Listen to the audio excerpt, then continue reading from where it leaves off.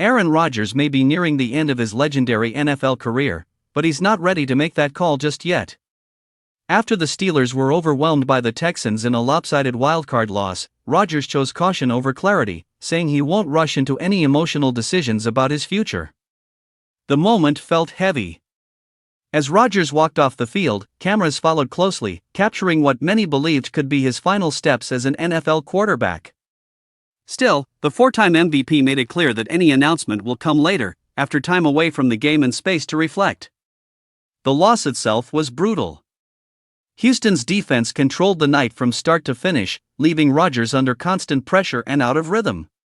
He finished with modest passing numbers, failing to throw a touchdown while committing multiple turnovers.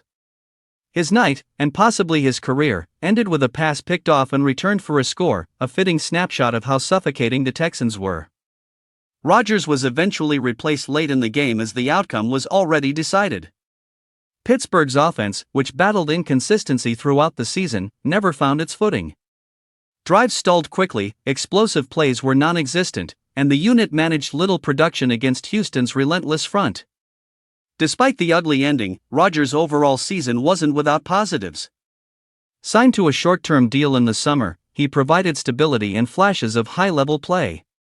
He started nearly every game, completed a solid percentage of his passes, and delivered respectable touchdown numbers while limiting interceptions. His efficiency improved compared to the previous season, though advanced metrics suggested he was closer to the middle of the pack than the elite tier he once dominated. That reality fuels the debate around his future.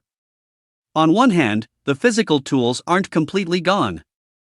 Rodgers can still make difficult throws, manage games, and read defenses at a high level. On the other hand, the wear is evident.